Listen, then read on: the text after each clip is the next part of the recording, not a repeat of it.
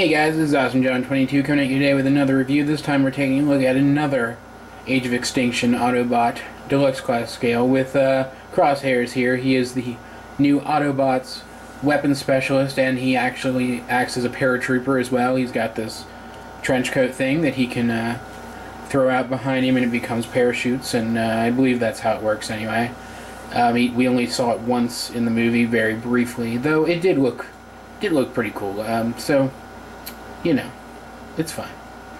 But yeah, pretty cool figure. Let's take a look at him first, getting started by getting him transformed into his vehicle mode through the power of jump cuts. And here we have Crosshairs in his vehicle mode. He is a very, very gorgeous Corvette Stingray, 2014 Corvette Stingray to be specific. Compared to another recent Autobot that we've looked at, that being Bumblebee, who we have here for a quick size comparison in vehicle mode. Crosshairs clearly has a lot more paint applications, at least in his vehicle mode, than some of the other Deluxes in the line. You can see all this black, all of this is black paint, and he has the silver rims. Black paint continues onto the back, but weirdly does not continue onto the side and the opposite side, and I'm not 100% sure why that is. We don't get more than a couple decent looks of the car in the movie. Maybe that's just how the car in the movie was, but either way, I think it's a little odd. It looks vaguely incomplete. As you can see, taking a look at him from another angle, it just looks a little weird like that. Decent paint apps though, definitely a cool color green. The black does a good job of offsetting it. Great details with these little vents in the hood and at each of the wheel wells. It's very nifty, and I just realized you can kind of see through the plastic with my bright lights. It's a little unfortunate. But yeah, it's a good looking car. It would roll okay, except we have our weapon storage here. His larger gun connects like so, and it sticks out. There we go. It sticks out just a bit past the wheels and causes a little bit of trouble rolling it on a hard surface. You can kind of hear it grinding against the table, but it's not too bad. I could probably just file a little bit of this off and it would fit perfectly, or I could probably get it to fit up through there. You can see there's a gap during transformation, and not even worry about it at all. Clear windows again, which again I wish they weren't clear windows, because then you wouldn't be able to see the robot bits, but they look good until you start looking at the robot bits, so I guess it's okay. Getting him transformed, we'll remove the gun, and I want to go ahead and give you guys fair warning. This guy is let's see his head. This guy is a finicky transformer, so if I get frustrated, that is why. First we're going to come here, we're going to just kind of loosen up. I don't know if you guys can see this. I want to show you this because this is interesting. There are these tabs underneath there, you're not going to be able to see them, that are made to hold the arms in place in vehicle mode. There we go, now you can kind of see it. And they're at this odd angle, and between getting this section lined up and lining up with those tabs, the arms on this guy I think are the most frustrating arms I've ever seen on a transformer. Let's just leave it at that and continue with the transformation. We're going to loosen the arms up like so. Next we're going to come here, we're going to lift this bit up and fold it down, and that frees up all the arm bits, lets us fold these back, lets us bring the arms down. He's actually pretty much done now. Pretty much that's the worst of it. So we're going to come down here to the legs, pop them out from the hood of the car and from each other, and then we're going to rotate his feet down and rotate his legs into their proper orientation, and then we're going to take these rubber bits, which fold up very very poorly. I think they could fit a lot better. Come on, separate. This is not wanting to separate for me. There we go. Take these rubber bits, and you can see there's these little tabs that will just insert under this chest panel here. And again, finicky, but you know, what do you expect?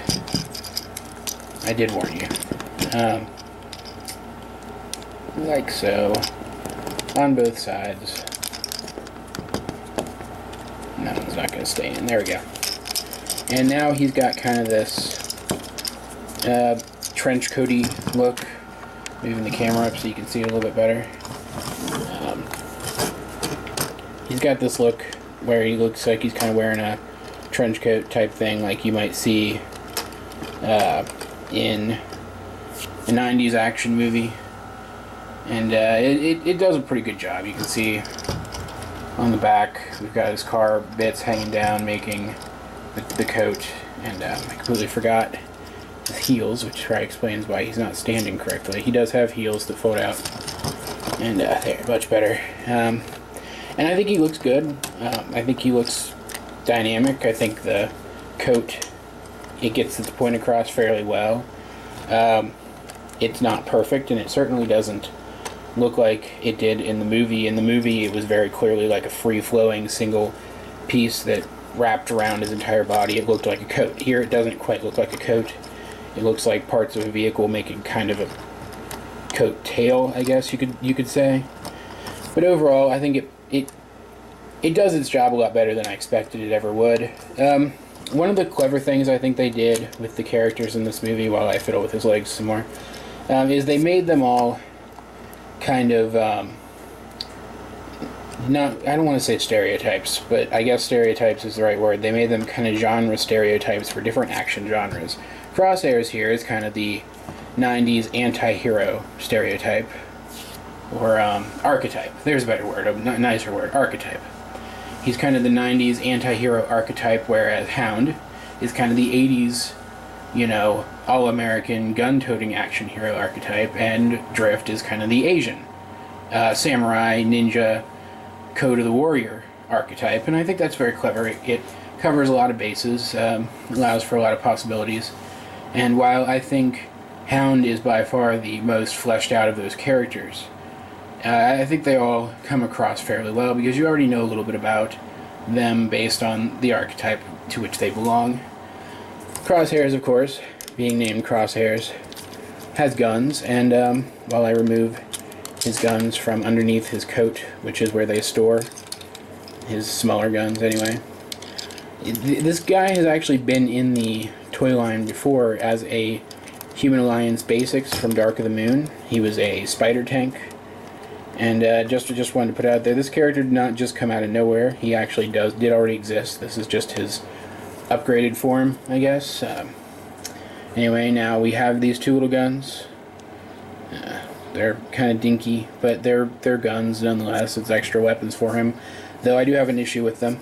It's not a huge issue. I mean, they just don't really, I don't know. They don't stay in his hands as well as I'd like them to. I mean, they stay, don't get me wrong. They sit there fine, but if you knock them just a little bit, they pop right out. But still, they look pretty cool. And then he has the bigger gun. Let's see, pop that out. He can hold the bigger gun much better, and it looks a lot more impressive. So typically, when I'm displaying him, I usually keep one small gun and one large gun in his hands, and keep the other gun stored under his coat, which, if you can see that, there's a peg hole right there up top, and that is just, it'll just go up there,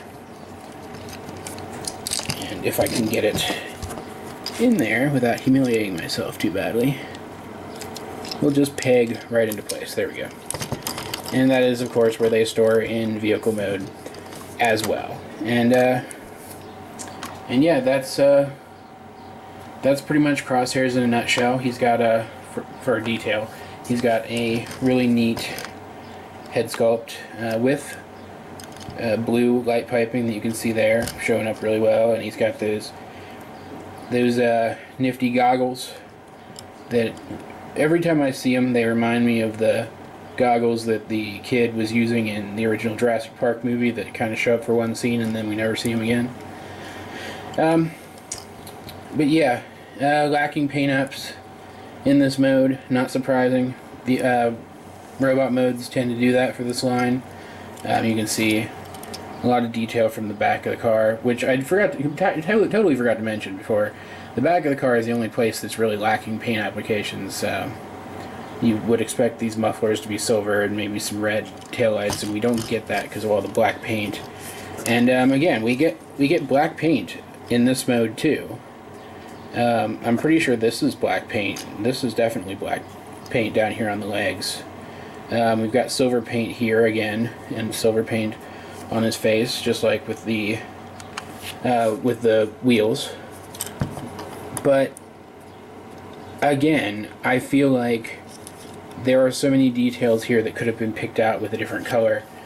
We've got all this detail in his abdomen, and yeah, we've got silver picking it out, but there's all this detail down here that I feel like could have benefited from something. And there's definitely all kinds of detail in his legs and his arms that could have been picked out with, I don't know, some silver or some red maybe.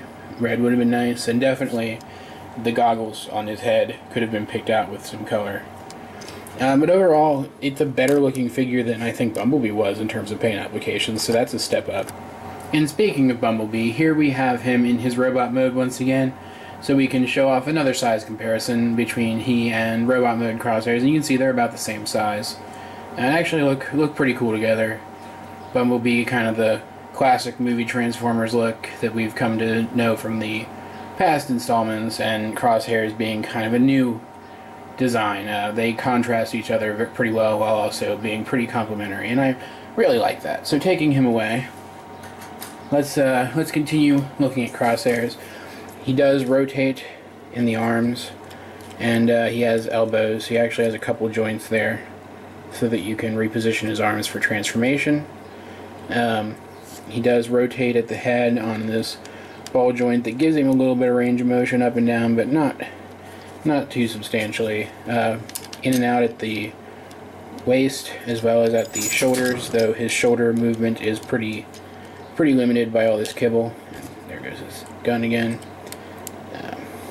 While we're looking at his arms, let's also take a look real quick at this detail here, which I think is the detail that most needed picking out with paint.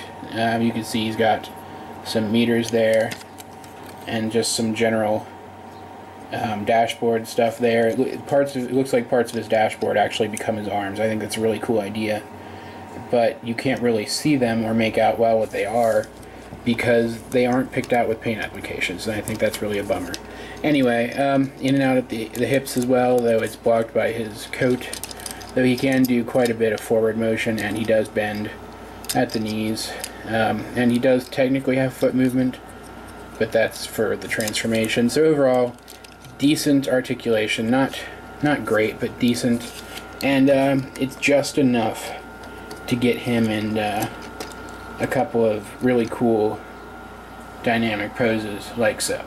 Still, overall, only an okay figure. And this is coming from someone who likes the movie aesthetics and someone who liked the new movie. I actually thought the new movie was really good, like I said, for an action movie. And it's not one to stand now.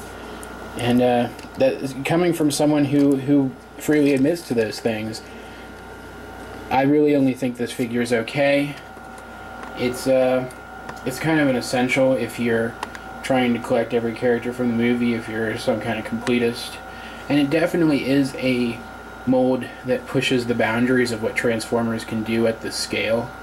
So it's a little bit groundbreaking, I guess, in that regard, but for the most part, I'm only satisfied. Like, I don't even know what the word is. I'm barely content with this figure. It feels like it's just barely worth the money I spent for it. So again, just like last time, I'm gonna have to say go with your gut whether or not you pick this figure up. If you like the aesthetic, if you think the coat thing works for you, that's fine. I do believe there's going to be a larger scale version of this figure. I do believe there are rumors of that floating around. So If you're okay to bet on rumors, then bet on those rumors and wait for that. It'll likely be much more detailed than this. But if you aren't one to bet on rumors, or you just happen to like the way this looks a little more than I do, go ahead and pick it up. It's up to you. As for me, I'm happy I got it, but having picked it up, I'm not really sure if I would do it again. Let's put it that way. But yeah, that's pretty much it for this review. I hope you enjoyed it. Like, subscribe, leave a comment down below if you feel so inclined. In the description down below, you'll find a link to my blog as well as to my collections video. Check those out, and if you see something in that collections video that you would like me to review, let me know and I'll see what I can do about it. This has been Awesome John 22, and I will talk to you guys later.